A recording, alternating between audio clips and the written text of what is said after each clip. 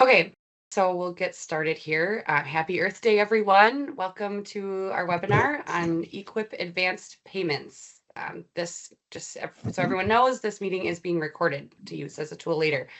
Our guest speakers today are Megan Duberstein.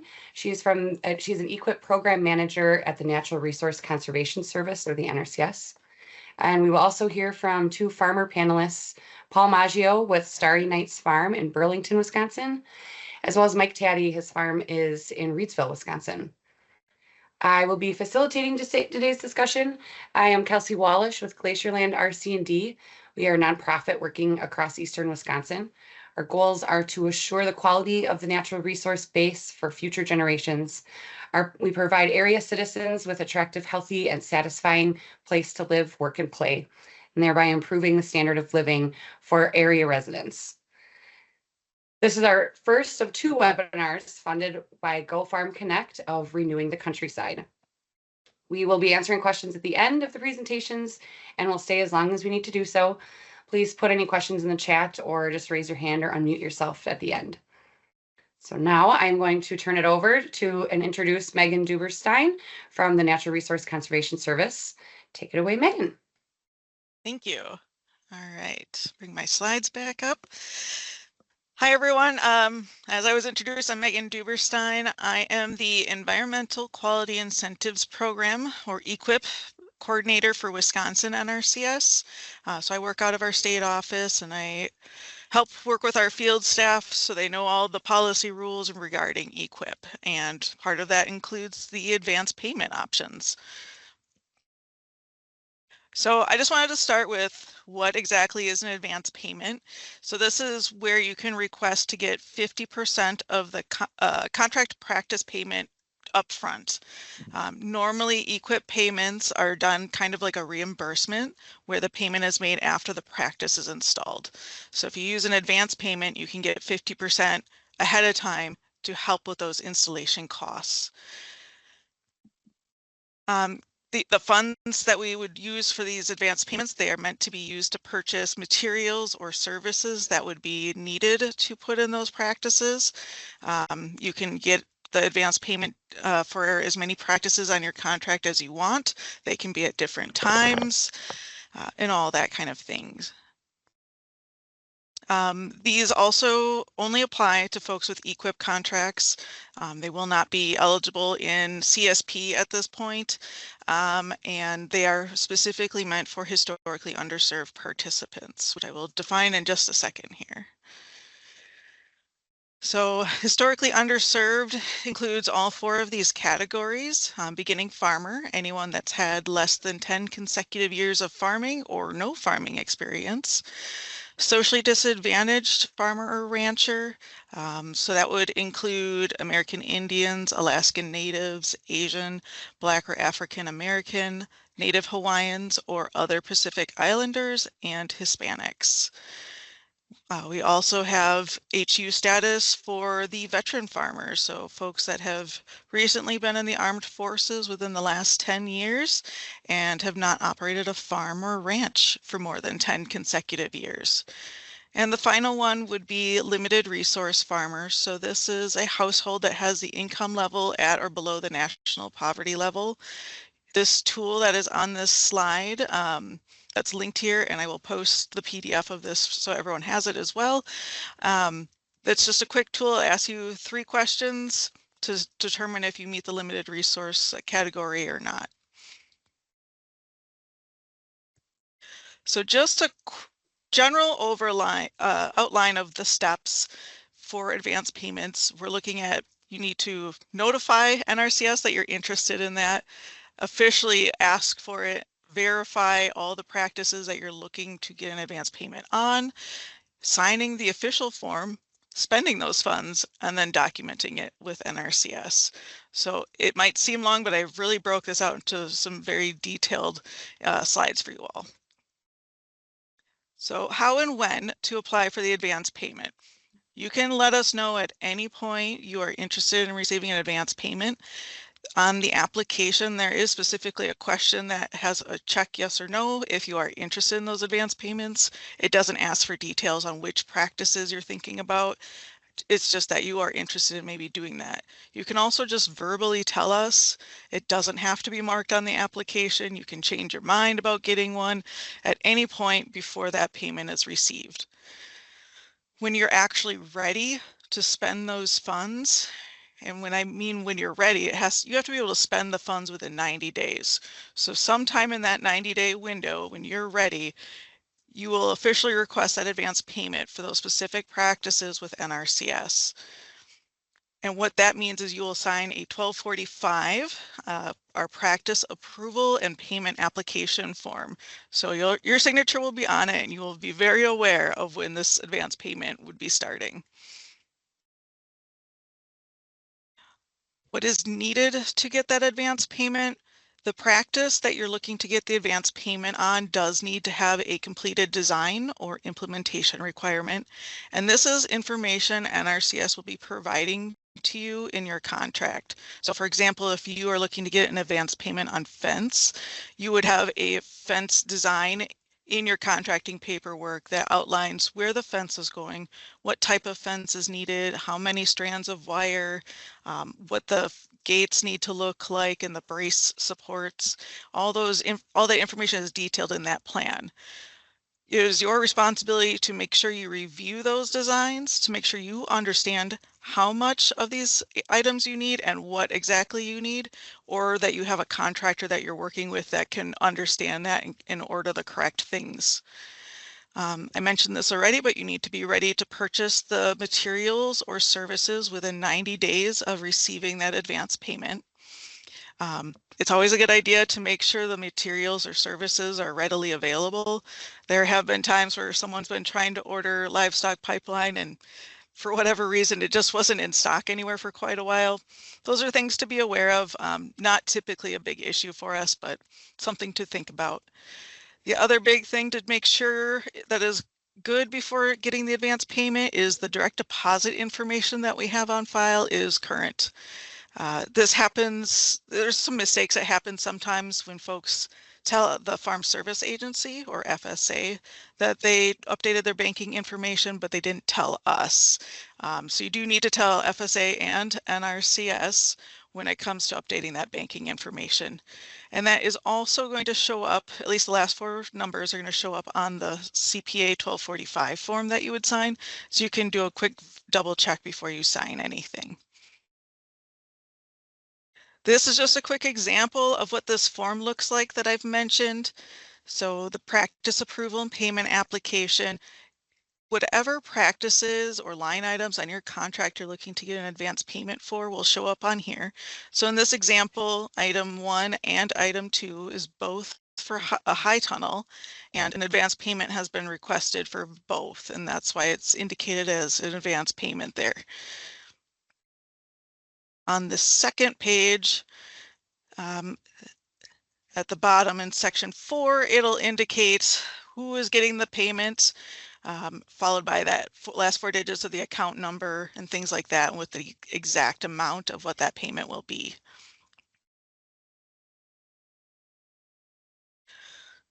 So now we're at the point where you've signed the form, the funds have shown up in your bank account, you've bought the items. What does it mean to document that you spent the funds then within the 90 days? You just need to show NRCS some kind of documentation. So receipts, invoices, work orders. If you have something that is not tangible, I just recommend talking with the field office first to make sure you guys are all on the same page of what is acceptable for providing that documentation. We try to be as flexible as possible. That documentation does need to show that the funds were spent within the 90 days. And if they are not spent within 90 days, we do have to do a cost recovery then for that advance payment. We have no flexibility in state to extend that 90-day period, so it's really important. That doesn't mean that you can't ask for it again if you did have to return it. You know, things happen, and if you had to return it, and you come back a few months later and you're ready to try again, we can issue the advance payment again at that point. The other really big thing to know is you do not have to spend the exact amount of that advance payment. We are only allowed to issue 50% of a contract item, so for an individual practice. And just because of that, since there is no flexibility there, you just need to spend part of it. So your advance payment might have been $500. As long as you can show you spent like $100, $10, anything like that, that's fine. And the practice does not need to be fully installed or implemented within 90 days. It just needs to be completed as it's scheduled in the contract.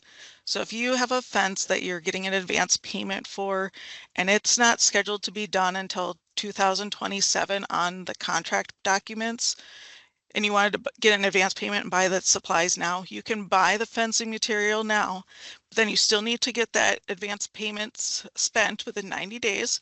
And then when you get it implemented, it still needs to be done by that 2027 period. So we're always happy with people getting practices done early. If something is going to happen where you can't get the practice installed until after the planned year, get in touch with the NRCS office. There are options to modify contracts if we need to. They are a little bit more difficult with advance payments because of our software, but there are things we can talk about and work through. So big thing is let us know when things are coming up that are going to change the contract or you're not sure about how to handle something. Let us know, we'll work with you. And that's really the summary of advance payments for NRCS. Hopefully it's a very quick, easy process for most people. There's just a few things to really be aware of, like that 90-day period, and being able to provide some kind of documentation. Thank you so much, Megan. I appreciate it. It seems like a lot of information, but broken down, it seems like a simple process. I will switch over to our farmer panel and ask them a couple of questions. And then if anyone else has other questions to add to that, we can open the floor up as well. So Paul, I don't know if Paul, do you want to go first? I was going to ask, what was the project, the EQIP project that you were doing, and when did you get this 50% upfront that you went through this process, and was it as easy as Megan just explained it? Okay. Yep. So we did fencing on probably 50 acres, 45 acres of pasture with water system, well system. So it was a pretty comprehensive plan. And then we were going to start it this year in the spring, and then all the changes happened with the contracts being dropped, et cetera. Neighbors of ours got their contracts dropped, and we didn't hear anything. And then ours was still intact, so I wasn't really sure.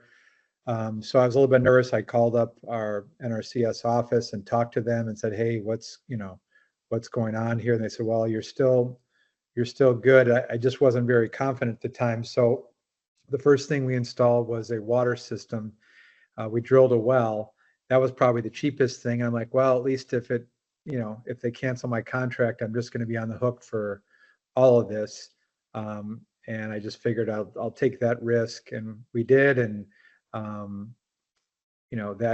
went through. But I just had a lot of communication with our office there, and then with not only them canceling the government canceling contracts, but also with the government shutdowns about hitting a budget limit and things that also could, create a little havoc as far as the cash flow in our business. So they explained to me about this process, and someone from Glacierland also mentioned about it. So I reached out about that, and they said, yeah, we can do that. And basically they sent over a DocuSign. I didn't even have to go into the office. I do pretty much all my stuff through DocuSign now with NRCS or FSA. And I signed it, and it went through, and basically, 10 days, 2 weeks later, some of the money for the fencing came into our bank account. Oh, that sounds like it went really smoothly. Yeah. Mike, how about you? Were you also doing a grazing system, and when and how easy was it for you to apply for this? Yeah, thanks, Kelsey. Not only am I doing 2 grazing systems, I have an awesome TSP provider, Kelsey. Thank you. So yes, 2 rotational grazing. I call it the sheep plan and beef plan. I've actually used the advanced payment in both plans. Both are active. The sheep, we did the fencing last year, and this year we're working towards the beef one. In both instances, I didn't try for the 50% of every line item because I've got some bigger ticket and smaller ticket items. I kind of want to just kind of get the fencing, the big one out of the way. And it was very easy, as Paul described, like literally DocuSign, Jesse Manblock was very easy to work with. And then the respective people that actually worked with me on the signing, same thing, DocuSign. As Paul alluded, literally in the bank account a few days later. The key is, which Megan did on the presentation, is initial presentation, I'd say, is documentation, right? Sometimes in this world of providers, it's hard to get documentation and proper receipts and invoices. I found it very easy to provide that to NRCS, but you just want to make sure that you have clear documentation. Something else for those that are maybe listening that were like me a couple of years ago, you might be on this path where like you're applying, like I applied as Mike Toddy, the veteran, right? In the meantime, I may be creating a farm over here, right? Well, to keep things the most simplest with NRCS, everything is through Mike Toddy, right? The bank account that the money goes to, the checkbook, all of that, because it keeps it the cleanest from how I apply and how I'm reimbursed. That's just something I didn't run into any roadblocks with that, but that's something that definitely just kind of came up in discussion and as I was evolving. Bottom line, very easy, very pleased with it, and very thankful. That's great. Awesome. Thank you for sharing that. There's a question in the chat, if we don't mind switching over in gears here. This is for Megan. If the HU definition changes or is eliminated at the USDA with all of the new changes at the federal level, how would that impact advanced payments work? Would it also become eliminated as an option?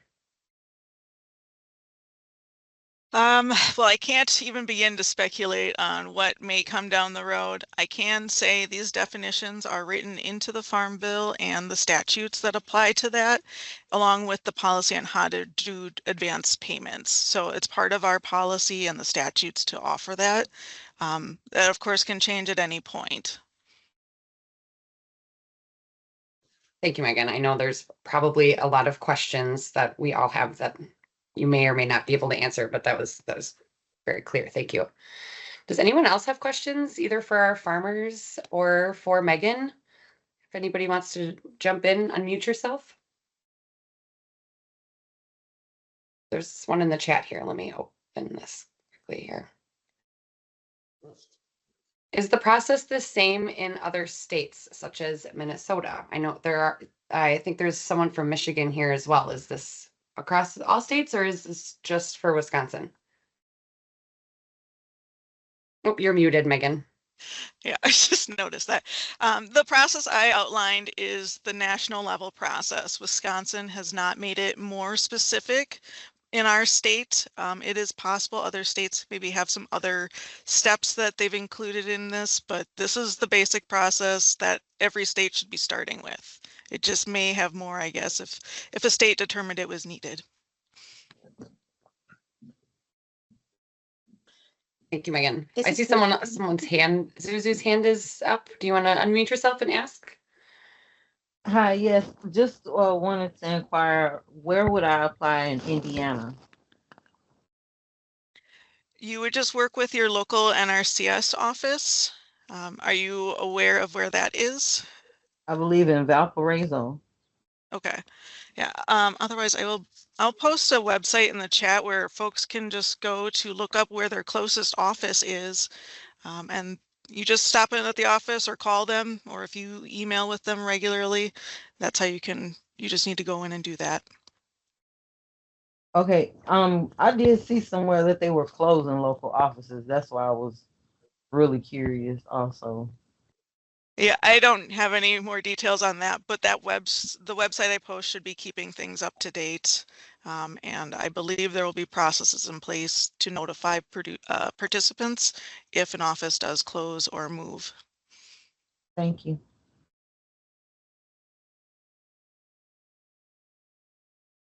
There's another question in the chat as well. When would you, and I think we sort of touched on it, but when are you supposed to hear back from the NRCS about the approval of your application? And I guess that's maybe a question for, we could broaden that question, not just for the 50% advance payment, but where is the status of my application? Where, if you're having a hard time getting especially with turnover and shifting positions at the NRCS, if it's hard to get a hold of someone, Megan, do you have a suggestion of what your next steps are if you've tried a couple of times? Yeah, if you're not getting a hold of the field staff for some reason, I would recommend reaching out to the area staff next. Wisconsin has 4 areas, and I believe most states around us have area levels. So that's just kind of the in between the state office and the field office. But they should be able to help you out. And if worse comes to worse, you can always reach out to the state office folks. We list all of our staff on our websites. And you'll be able to find us on the website that I posted to find the local service centers. Thank you, Megan. Kirsten, did you have your hand up? Yeah, thanks, Kelsey. So Megan, you said this in the presentation, but just so I understand you correctly, if somebody does an advanced request for, say, fencing supplies, but their contract schedule for that fence maybe not be until 2028, they can still get the advance payment now, and they will have until 2028 to use those materials, correct? Correct. Yeah, it's just the funds need to be spent to buy the materials or services within the 90 days. Whenever that practice gets done, it just needs to be lined up with how that contract is scheduled. So in this example, 2028. And if they did go ahead and install it in 2026, they could still be paid ahead of time, correct? Correct. Yes. Thank you. I'm just going to share that I think this is really helpful, because if people are concerned about prices increasing, this may be a good time to reach out and ask for this 50% upfront so that you can at least secure the materials for your project. So we saw that happen during COVID when we had huge price increases, and then people's contracts for cost share didn't cost out very well when they were older contracts. So I think this is a great opportunity to avoid that situation. Thank you so much for your help, Megan, and for Mike and Paul. Yeah, thank you. Thanks for adding that, Kirsten. Abby, do you have a question? Yeah, sorry, I'm on the move, so I might have missed this. Can you clarify that 90-day window to spend those funds? Does that begin upon the transfer of funds into your account, or does that 90 days begin when you put in the request? It begins when the funds are put into your account. Fabulous. Thank you. That's all. Mhm. Are there any other hands that I'm missing? There's a couple more questions in the chat I can jump to. I do. So My hand's up. No. Oh, go ahead. Is it okay? Yeah. What's your question? Okay, I just wanted to add on, piggyback off of Kirsten there. I can't help, I'm a contractor, I can't help my head go there. So you may find if you have a larger project, like, especially if your contractor is getting all your supplies, right? Because that's a whole other conversation. If you buy supplies and contractor are using them. But my caution, and this has not happened to me in this world, but in my contracting world, if you give, because Megan made this clear, you can give money for services, i.e. paying the contractor down payment. This is no different than remodeling your house. Understand your contract, understand your contractor, not between you and the NRCS, you and the contractor, because that may be a way to disperse some of those funds or all of your funds to comply with the 90 days. But now you've paid a contractor who has not yet done work for you, and we can all tell horror stories about bathroom remodels, kitchen remodels from there. Luckily for us in Wisconsin, we have a very reputable network of contractors that do fences, to be honest with you. But I don't know who's all listening, and I can't help but give that advice, and I'm sorry. Thank you for adding that, Mike. I appreciate it. Yeah. Oh, sorry. Did somebody else say something? That was you, Mike, I think. Okay, one of the other questions that's in the chat here is, in case of a transition, who becomes responsible for the loan? And as far as loan, do you mean for the contract, for the EQIP contract? Carmen, is that what you're asking? Or could you clarify your unmute yourself and clarify your question?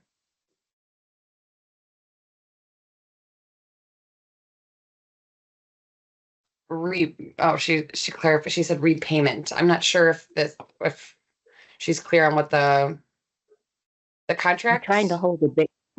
Excuse me, you all, but I'm trying to hold the baby and also I'm sorry. talk well. But this is so interesting, and I really appreciate everything I'm hearing. But just in case, are both spouses responsible for the loan? If a transition takes place, who becomes responsible, or does it go back? There's got to, from my mind, there's got to be some repercussion or recouping for the loss of that individual. Yeah, if this is in the context of getting an EQIP contract, I just want to clarify that those would not be loans. They are considered taxable income and it's financial assistance. But whoever is responsible for it is the person or persons that are on the contract. So just because maybe a husband and wife own the land together where these activities are going, only one of them has to have a contract. They can both be on it if they'd like, but whatever name is on the contract is responsible for getting the contract done. And it is possible to transfer a contract over.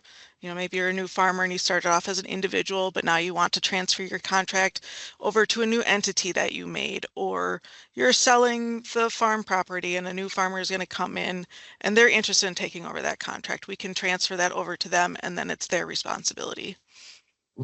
Does that help, Carmen? Yeah, it does. It gives me a lot of clarification there. Thank you. Another question, what is the cost or penalty in case if we end up not using the entire amount within the 90 days? So you do not need to use the entire amount of the advance payment within 90 days. You just need to spend at least a portion of it on services and supplies. If you don't spend any of it within 90 days, we will have to ask for those funds back to put repaid back into the contract. It doesn't penalize you in any way, but it is something you would have to pay back to our Treasury Department. And then if in the future you wanted to try an advance payment again, even for that same practice, we can go through the process again. But there's not an extra tacked on penalty. It's just you have to pay the funds back if it didn't get spent at all. Thank you, Megan.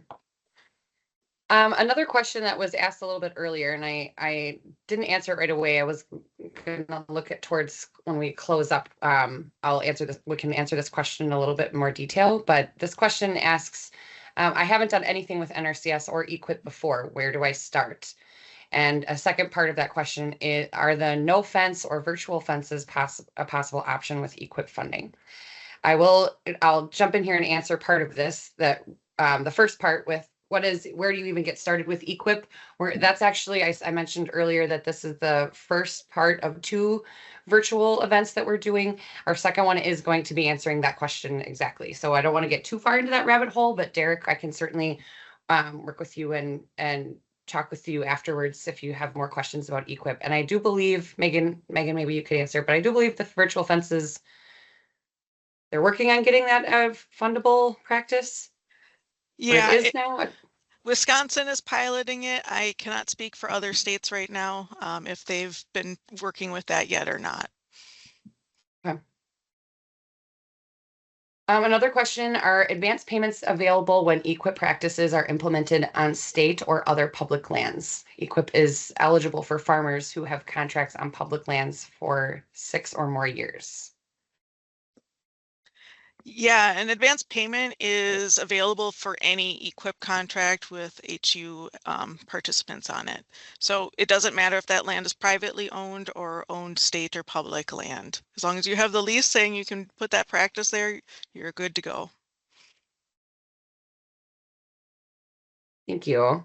I am going to, now that I'm thinking about it, I'm going to put in the chat here our link for Glacierland's upcoming events, and you will see the registration for the other event that I was talking about on just basic general where to start with for EQIP is what this is going to be about. And you'll see our flyer and our registration for that and some of our other events coming up as well. That is posted there. Another question. If you are new to NRCS and live in Minnesota, send me a message for, send me a message, for free personalized one-on-one support with the process, applications, etc. I am a conservation connector with Renewing the Countryside. We are offering this free support. That was from Gilbert. He's also from the Renewing the Countryside who helped us organize this event for today. Do we have other questions? Are there other hands risen? Does anyone want to unmute themselves, jump in and ask any more questions? This is Kristen. I just, again, want to thank our presenters, Paul Maggio, Mike Taddy, and Megan for sharing, because I think this is a great opportunity. So thank you all. Yes, absolutely. Thank you, Kristen. And thank you all for being here. It looked like Linda, you maybe had another question? I'm in Michigan, so I love you guys in Wisconsin and Minnesota. You guys rock. You're doing so much. Thank you. Great information. Thank you.